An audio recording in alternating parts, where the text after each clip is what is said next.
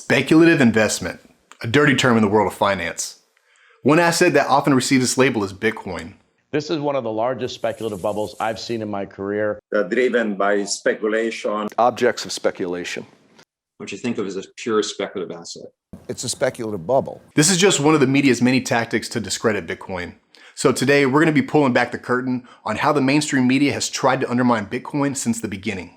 By the end of this video, you'll be able to see through their cheap parlor tricks and why they may want to influence your investment decisions. My name is Brandon, this is Ponder Crypto, and we're not in Kansas anymore. All right, investing in Bitcoin is based on pure speculation. But guess what? Every investment is rooted in speculation. You buy property because you speculate the surrounding area will be built up and make your property more valuable. You buy index funds because you speculate the stock market will continue to rise over time.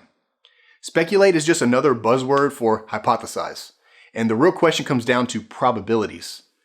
When someone dismisses an investment for being speculative, you should assess their reasoning to see if their opinion carries any weight. A common reason people point to is Bitcoin doesn't have a long history that some of the other asset classes may have, which is a valid point. But that observation should be immediately followed up with, then at what point would Bitcoin have enough of a track record to change it from speculative to proven? Bitcoin is 13 years young and has not only survived but thrived after multiple bear markets, country bans, and 469 media declared deaths. So at some point you must ask yourself, is this a bubble or just the natural progression of a globally adopted and financially disruptive technology?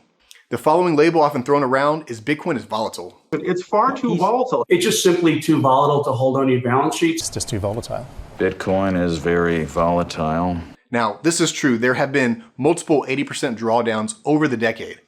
So there's no denying the volatility there. But again, the statement should be followed up with, how does Bitcoin's volatility compare to other assets? Facebook or Meta, for example, a company with the same market cap as Bitcoin, had a 75% drawdown in just over a year. Also, did you know that throughout 2022, Bitcoin was often less volatile than the S&P 500 and NASDAQ? The other follow-up question should be, why is Bitcoin so volatile? And the answer here is twofold. One reason being Bitcoin and other cryptocurrencies trade 24/7, 365. When news hits Twitter, negative or positive, the bots start trading. China kicks out Bitcoin miners from the country, boom, 30% drop. El Salvador adopts Bitcoin as legal tender, boom, 30% rise. There's no pre-market or after-hours concept in the world of crypto. The market reacts in real time to the news until an equilibrium is found. The other reason is that Bitcoin and the entire cryptocurrency market cap are less than $1 trillion. Compare that to the equities market valued at $70 trillion and the global real estate market that's over $200 trillion. Moving an asset class with such a smaller market cap takes a lot less money. So until Bitcoin grows large enough to weather these turbulent market conditions, it's going to rise and fall, just like Bambi learning to walk. Before we continue, please take a second and sign up for our free newsletter at pondercrypto.com. Each week we send out a market analysis, a couple opinion pieces on different topics, and a meme of the week. We also have many free resources that you can check out, book recommendations, documentaries to watch, and a beginner crypto guide that covers everything you need to be dangerous. Okay, to understand motives, let's first talk about why we invest in anything. The simple answer is to build or preserve wealth. Say you never invest, but instead put your money away in a savings account. You add a little every time with every paycheck, slowly growing that nest egg. The amount of currency that you're collecting will increase, but unfortunately, every government currency is devalued year over year through inflation. Your wealth would die from 1,000 paper cuts. The only way to combat inflation is to either make more money or put your money to work through investing. All right, so we know everyone faces the challenge of fighting inflation and must put their money somewhere.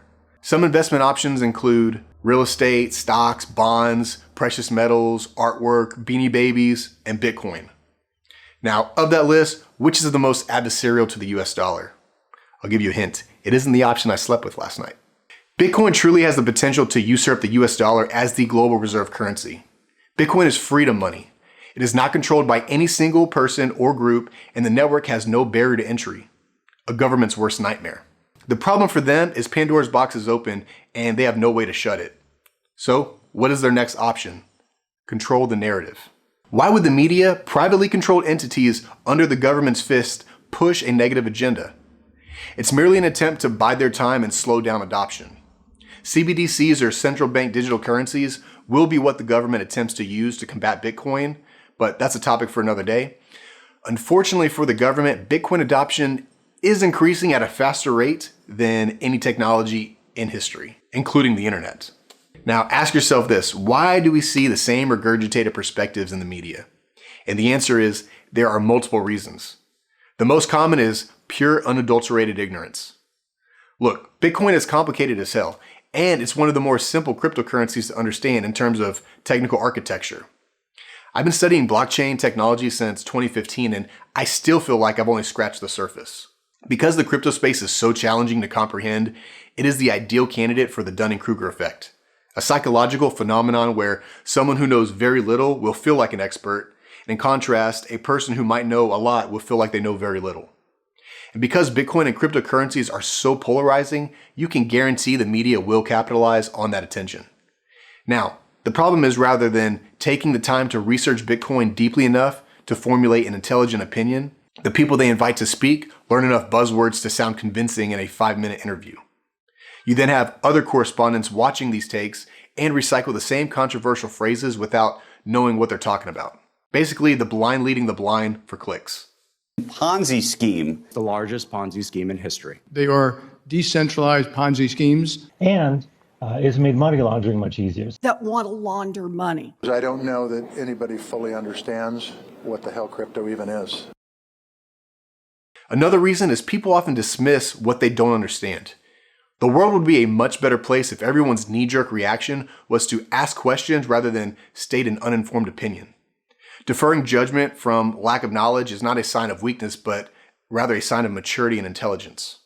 Who, what, where, when, why, how should always come before making any statement. Look, agnostic to Bitcoin, the takeaway is this: be a lifelong learner. Never be married to your ideas and constantly challenge your beliefs, no matter how rooted they are in your identity. In a world where we are continuously bombarded with noise, learn how to lower that volume and find clarity in the silence.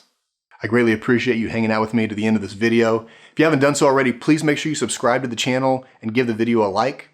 It's early days here for Ponder Crypto, but we're just getting started.